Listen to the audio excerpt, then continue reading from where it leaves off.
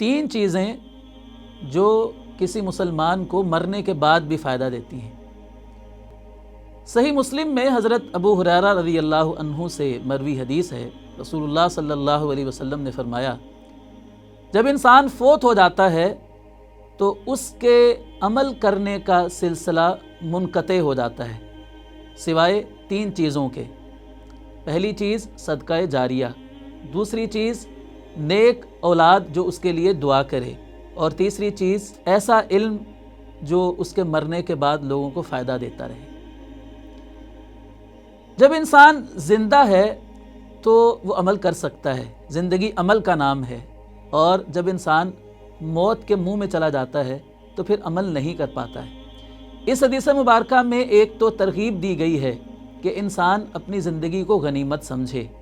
اور آخرت کے لیے عمل کر لے، اس لیے کہ جب تک زندگی ہے تب تک وہ عمل کر سکتا ہے،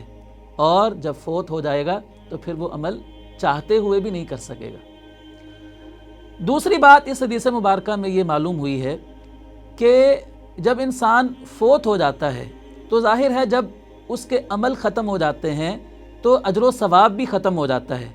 لیکن تین کام ایسے ہیں کہ انسان زندگی میں کر کے چلا جاتا ہے،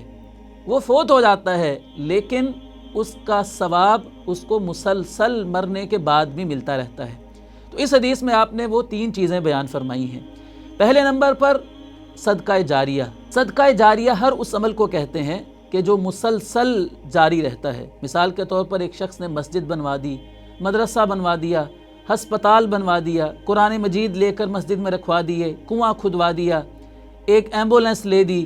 کوئی ایسا کام جو مسلسل لوگ اس سے فائدہ اٹھاتے رہتے ہیں۔ تو جب تک لوگ اس چیز سے فائدہ اٹھاتے رہیں گے، مسجد میں لوگ نماز پڑھتے رہیں گے، مدرسے میں طلبہ تعلیم حاصل کرتے رہیں گے، ہسپتال سے مریض علاج کرواتے رہیں گے، کنویں سے لوگ پانی پیتے رہیں گے، مرنے والے کو اس وقت تک اس کا ثواب ملتا رہے گا۔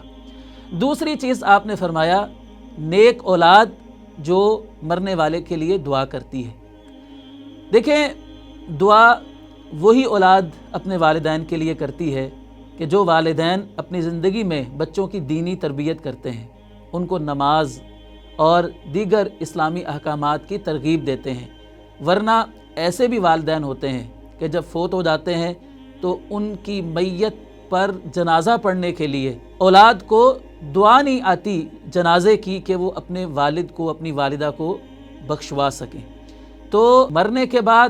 نیک اولاد دعا کرتی ہے، جب تک دعا کرتی رہتی ہے میت کو اس کا فائدہ ہوتا رہتا ہے۔ اتنا فائدہ ہوتا ہے کہ ایک حدیث میں آتا ہے کہ میت کے درجات قبر میں بلند ہوتے ہیں، تو وہ پوچھتا ہے کہ اے اللہ میرے درجات کیوں بلند ہوئے ہیں؟ تو اس کو بتایا جاتا ہے کہ تیری اولاد نے تیرے پیچھے تیرے لیے مغفرت کی دعا کی ہے، اس لیے اللہ تعالیٰ نے تیرے درجات کو بلند فرما دیا ہے۔ تیسری چیز جو اس حدیث مبارکہ میں بیان ہوئی ہے وہ ہے علم نافع۔ کیا مطلب؟ کہ ایک شخص دین کا کوئی علم لوگوں کے اندر پھیلا کر چلا جاتا ہے، کوئی شخص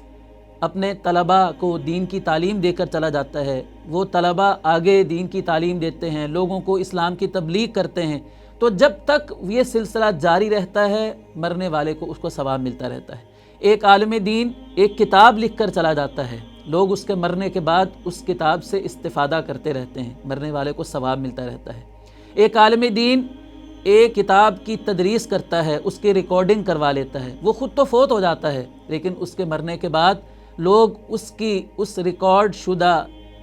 نصیحتوں سے، اس علم سے فائدہ اٹھاتے رہتے ہیں، اس عالم دین کو مرنے کے بعد بھی اس سے فائدہ ملتا رہتا ہے۔ تو دوستو، اللہ تعالیٰ نے ہمیں زندگی کی شکل میں جو مہلت دی ہے، ہمیں اس میں ہر وہ عمل کرنا ہے جو ہمارے لیے اجر و ثواب کا اور آخرت میں ذخیرے کا باعث بن سکے، اور ہمیں ایسے کاموں میں خاص طور پر بڑا حریص ہونا چاہیے کہ جن کا اجر و ثواب ہماری موت تک نہیں بلکہ ہمارے مرنے کے بعد بھی ہمیشہ جاری رہے گا۔